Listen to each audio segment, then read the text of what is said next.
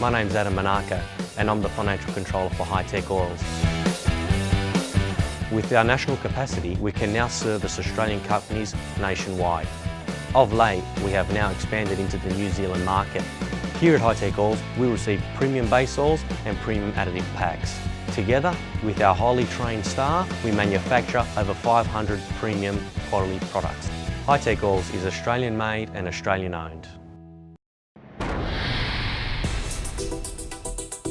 It takes a team of 120 officials and marshals to make an event like the Shannons Nationals here at Sydney Motorsport Park tick over.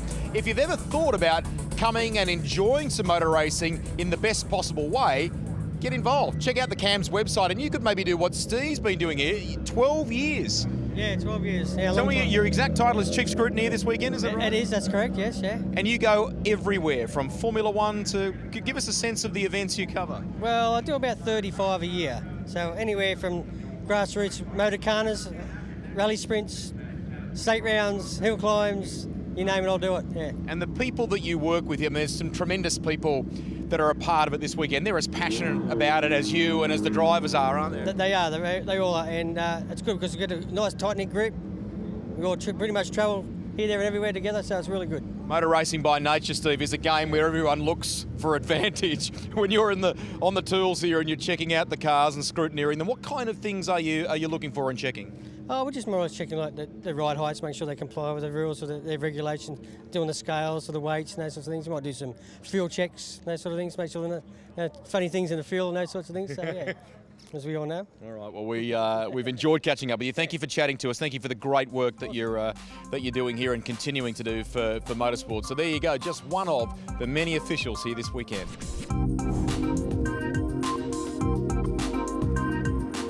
So 50 minutes is the journey around here for the Radicals. Being joined by Tony Shebeki. We've done a number of these races now together, Tone, haven't we? And looking forward to seeing how this one plays out for the Radicals. Yeah, we certainly have, Daz. Good morning to you. It is the final race of the season for these guys. They've been around. They've been to Bathurst, they've been to Phillip Island. Queensland Raceway as well was one of their other circuits. Chris Perini will start from pole position, and Peter Patton from second. Those two had a great battle yesterday. Perini led the race all the way through until the pit stops, and then all of a sudden Patton took him under pit stops by about half a second. Perini waited till the last 3 laps of the race to take the lead back, and he did that well. John Beck, Brad Nielsen, Simon Haggerty making up our top 5, Daz. Peter Clare to John Paul Drake, who will be running dual duties in his race meeting this weekend, trying to take the prototype championship as well, which will be on track very soon. So we'll watch how his weekend continues to go, and we wish John Paul Drake all the very best in his adventures there. So Bill Medlin, Greg Kenny, Michael Whiting, and, well, champion-elect is Kim Burke, and coming from the rear of the grid. Rolling start, and they come down, and there is the green flag. It's Panther. Foot to the metal. Simon Haggerty darted out very, very early onto the inside there and got a really good run. He's grabbed another gear and just absolutely streamed past Beck there. So Beck got a new engine overnight, and he's been gazumped by the car behind him at the start of the race. So really good, strong start there by Simon Haggerty. But he's going to go 3 wide with the other protagonist there into turn 2, and that will be Beck and Clare. So watch for Peter Clare. He's pushing on this weekend as well. A couple of cars returning, and that is the car in second place currently. Peter Patton had a bit of a mid-season sabbatical, and we've got one down the wall. That's the number 66 of Mitchell. Wow, I almost thought that was the other multicoloured car of Kim Burke there, so that would have been not good. Not good at all. The number 38 weaving there, trying to get a bit of tyre temp in during the race there. So obviously feeling not as gripped up as he'd like to be, but certainly costing himself a little bit of time there. The number 77 of Beck right behind. Then it's Clare, Haggerty, and there's Kim Burke. Geez, playing conservatively. As he should. He only needs to finish, and rightly so. He won't do anything to tamper with that situation for him. So just get that clarified for me, Daz, if you could. If Burke doesn't finish for some reason, Perini has to win? Has to win and get fastest lap. Get fastest lap, okay. So, yeah. So still a lot to play out, even if Burke doesn't. If he doesn't finish. Yeah. Correct. So at the moment, Burke needs to get to the line And Perini comes streaming on through. Patton, you know, good on Kim Burke, play the long game. He came into this year, he's been the bridesmaid so many times in the championship hunt. Enjoy this weekend and, you know, waltz away with the big silverware. There's that big off for the 66 in Mitchell. Just went left and hit the grass and lost all control of that. Yeah, there's way too much toe out and, toe in and caster there now for that car to continue. It was right there, you can see where he's gone off and hit the pace sign as he comes down. There's the Morris Finance leaderboard. We thanks Morris Finance. Got the great driver's lounge here at the track as well. So a really good inception there by Morris Finance. Perini, Padden, Nilsson, Beck, Clare, Simon Haggerty, his father Tony. There they are there, 6 and 7. It's Simon in the number 5. So his dad's gone streaming on through there. In fact, he's picked up 2 spaces there on Peter Clark. They're streaming on by Clark. Has he got an issue? Appears as though he does, because coming around is going to be Kenny and Whiting. And fights back again, puts Simon Haggerty back 1 more spot. So battles raging. Here's the number 66 of Mitchell in the lane. No, turn it off. That's it. Turn it off. They saw the wheel wobbling around. There's no way that that can be repaired throughout this race. Mitch Nielsen is a bit of a wild card, I suppose, here on his race yesterday.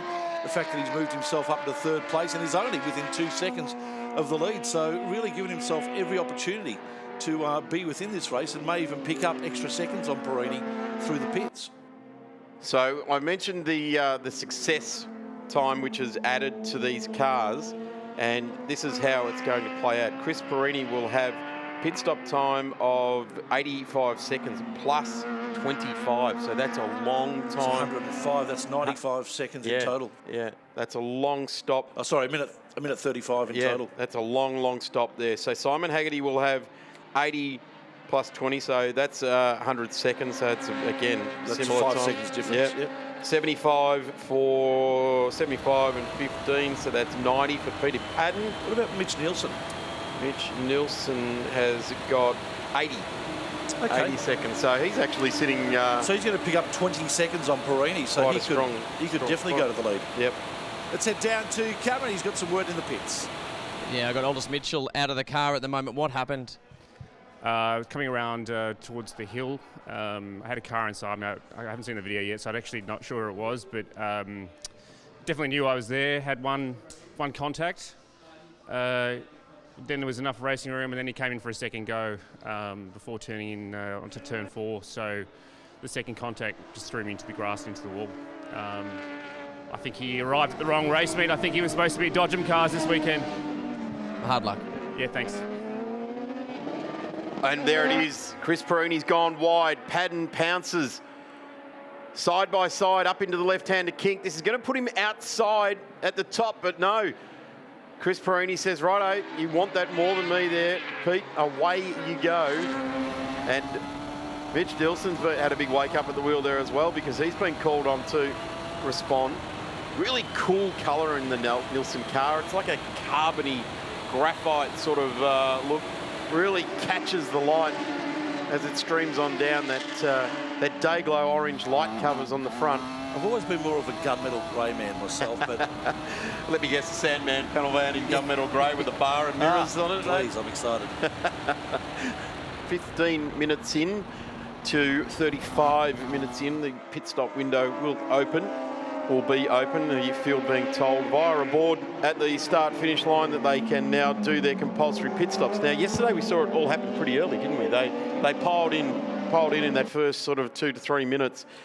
Be interesting to see how it plays out. We've got one of the cars in the lane already. It's the guy out of 12th, and that's out of 4th. It's John Beck. So took a new engine overnight on debut here in the RAC Cup, and he's in the lane. Kim Burke, our champion-elect, goes to the lane early.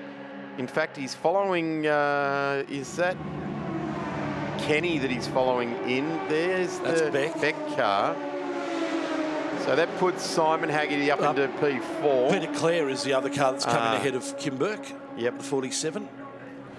Phil Anseline was also going to be here with us this weekend, so he's not taking any further part. And for the first time, I'm going to say almost ever, Perini nearly into the back of Padden.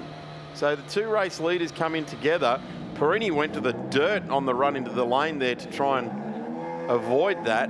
That was nearly very, very nasty. Now here's a race driver resting. In the wild, kids, this is a race driver resting.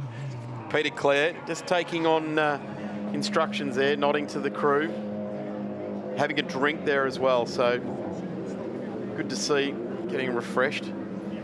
Kim Burke makes his way out as well, so his time has elapsed.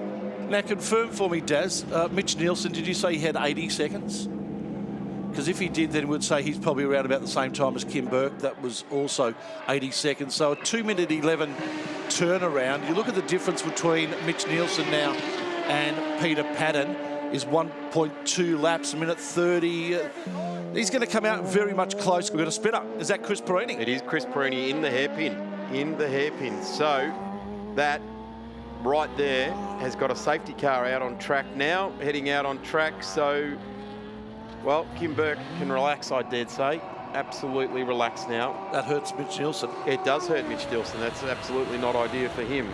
But the good thing is, in recent times, Mitch Nielsen's had a great run in the State Series. So, yes, the Radical Australia Cup is the absolute upper echelon of radical racing. As we get back underway, and the inevitable for Mitch Nielsen is going to occur. He still has to get that pit stop done. In fact, he's only got 1 minute and 30 seconds to get that done in, so he will be in next lap. Currently leading, but you would have to suggest in the next minute or so we'll go down through a lap, the field. nearly, maybe. Yeah. And that's the unfortunate thing for Mitch Nielsen. He was leading by a lap, and now due to the safety car, he could be down a lap. Yep, that's the swings and roundabouts, isn't it? So this is why those crews go in early to get that compulsory pit stop done. I think actually Brad's racing this weekend as well, so he'll be handing it over to his dad to complete the racing. What a way to go racing. Bit of father and son work. Great way to do it. Fantastic. Dad, if you're listening, let's go racing. Since you have a daughter, you'll be able to do ballet. Yeah, well, there we go. You'll be able to do ballet with her one weekend or something. We'll skip this generation or the current generation, and the next one I'll go racing with my daughter. After the ballet. Why not? Absolutely. So Mitch Nielsen out in front, but it's a little bit of inevitability sneaking in here because Peter Padden, then John Beck in behind there as well. What's happened to Perini? Perini's gone from the safety car, sorry. Peter Padden, Beck, that's a good run. So here comes Nielsen in. Yeah, he does now. Peter Padden went with him on that toe there as well. He nearly ended up down the pit lane with him in the number 31. Everything in my mind now suggests that Peter Padden's going to go on with this as Mitch Nielsen plunges down into pit lane. Kim Burke is going to be probably the happiest man around at the moment. Unfortunately for Chris Perini, who's out of the race, but for Kim Burke, that means... Keep a lid on it, Kim. Keep driving. Keep ticking the boxes. Run up through the gearbox, on the brakes. Bit of a spin there from Tony Haggerty. Off he goes as Mitch Nielsen comes to a stop, and out he goes. Dad Brad set to pop in. Oh, Tony Haggerty hopped out of the car and now hops back in. He's pushed himself back onto the edge of the track. Probably wants to get his belt back on before he heads off any further out on this lap. Or is he just trying to remove himself out of harm's way? Is that down at turn 2? Yes, it is. We go down to pit lane with Cam. I've got Chris Perini here. Chris, you had pole position, win race 1. What's happened in race 2? Yeah, it was a fantastic Saturday, obviously. I think basically not only did I have my hands full then, you know, just trying to push everything out to keep in touch with Pete there. Unfortunately, the old faithful has been perfect, flawless all year round. She's just let go there. Something's let go in the rear in coming into turn 8, and it locked the rear wheels and obviously turned me around. Charging down the straight, Peter Padden leads the way. John Beck changed an engine overnight and in P2 and on debut in the RAC. Will he get a podium in this race? There goes Kim Burke down the straight there as well in his championship mode. Around exiting 3. cars look to be just not getting right back up to speed quickly, do they? They're sort of just gingerly finding their way around.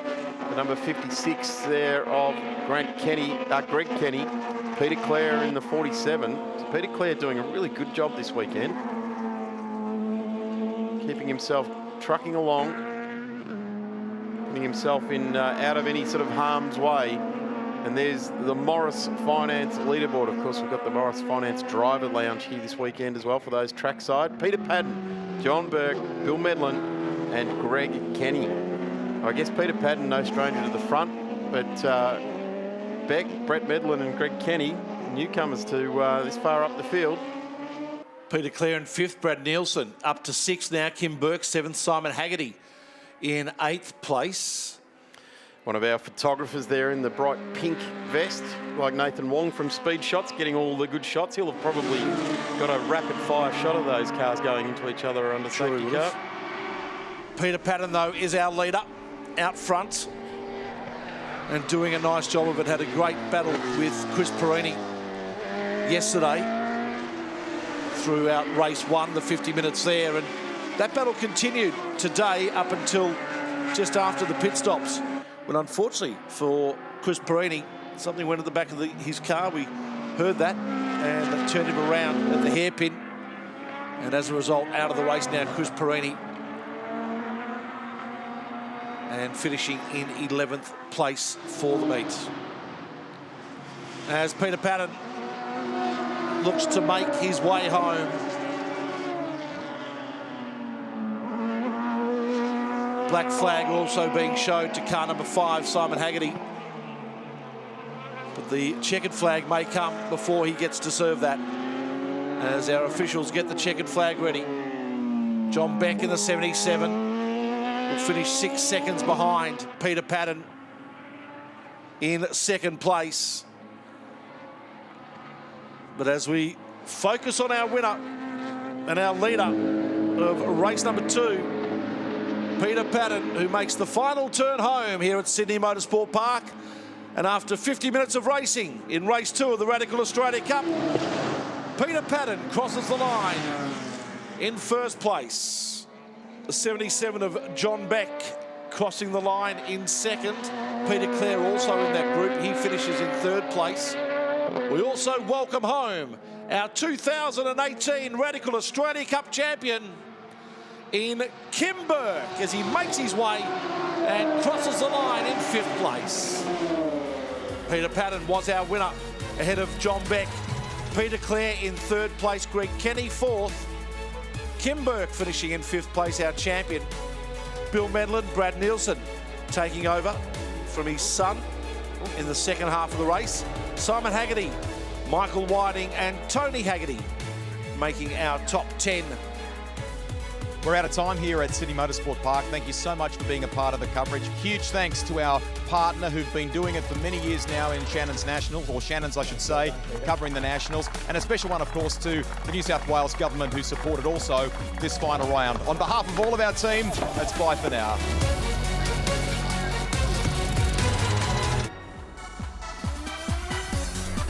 Coming up after the break, we head over to Circuit de la Sarthe in France for round 2 of the FIA World Endurance Championship, the 24 Hours of Le Mans.